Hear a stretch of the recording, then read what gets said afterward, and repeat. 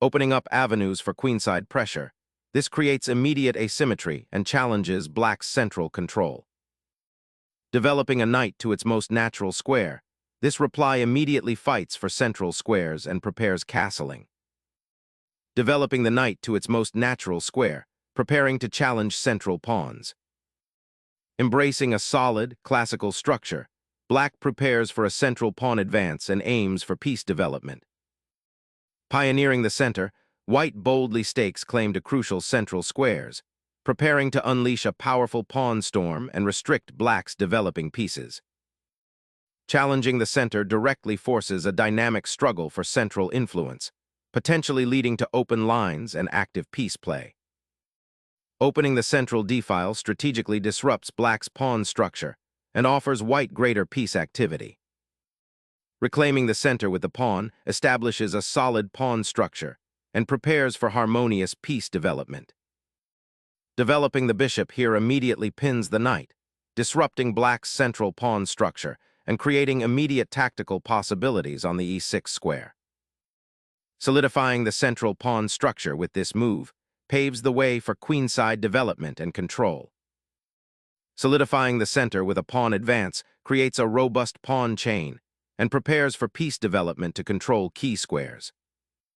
Consolidating the center and preparing for castling, the bishop seeks a comfortable diagonal. Focusing the queen towards the kingside, this prepares to castle queenside, aiming for an aggressive pawn storm. King safety achieved, black prepares to contest the central squares and potentially exploit white's slightly uncoordinated pieces. Developing the bishop here opens a diagonal and prepares for kingside castling, solidifying white's pawn structure. Developing this knight to d7 solidifies the center and prepares a potential kingside castling or queenside expansion, all while keeping the bishop on c8 mobile. Developing the knight to f3 reinforces the central pawn and prepares to castle, solidifying white's harmonious setup. Mobilizing the rook to the central file, this maneuver prepares to contest open lines and potentially support a kingside advance. Securing the king signals a transition towards active central play and potential queenside expansion for white. A necessary repositioning, seeking to unblock the kingside and potentially influence the d5 pawn. Mobilizing the rooks to the central file opens up avenues for central pressure and potential pawn advances. Introducing a dynamic knight to the center, this piece aims to disrupt white's pawn structure and potentially launch an attack on the kingside. Disabling that knight frees the dark-squared bishop, aiming to dominate the open c-file and potentially pressure the weakened kingside. Reclaiming the pawn, black centralizes the queen, eyeing potential pawn breaks while solidifying the king's position. Trades are being made, opening lines and simplifying the position for future action. Reclaiming the pawn, black reestablishes symmetry, but white's bishop pair now exerts pressure across the central diagonals. Knight repositioning to eye the e4 pawn and potentially open up the d-file. Preparing to expand on the queenside, this maneuver aims to challenge white's central pawn structure and create active play for the queenside pieces. Sharpening the queenside pressure, the white queen now eyes potential weaknesses and prepares for pawn advancements.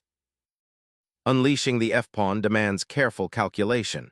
It opens avenues but creates a significant weakness around your monarch.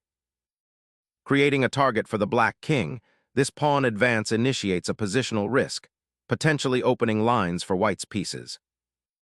Discarding the pawn opens lines, potentially creating a dynamic imbalance for black's initiative.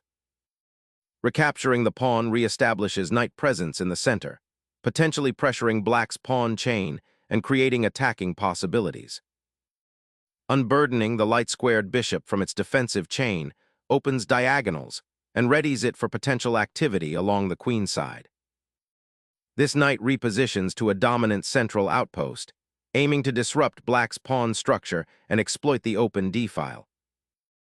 Black solidifies control of the central d5 pawn and prepares to reroute the queen to a more active square. Recentering the queen on c2 aims to prevent black's pawn advance on the queenside and prepare for potential central action.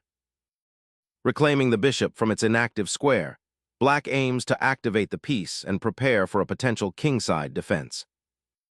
Challenging the center and opening lines for the rooks, this push seeks to disrupt black's pawn structure and exploit potential weaknesses. Unleashing the queen to this active square now pressures white's central pawn chain, aiming to exploit potential weaknesses created by white's aggressive pawn push. A vital central file opens, inviting an immediate confrontation for control of the d-file and any subsequent pawn advances. Repositioning the knight to e6 is a sensible regrouping, aiming to reinforce the d4 outpost and contest central space. Shifting queen to an aggressive outpost, probing for weaknesses and preparing to exploit the opened files. Opening the f-file offers a tactical avenue, but weakens king's safety and frees white's knight. A daring gambit to seize the initiative, forcing black into a defensive posture. Pawn advance to a5 boldly challenges white's queenside, aiming to disrupt the established piece structure and potentially create attacking opportunities. Securing the open file with your knight grants significant control and initiative.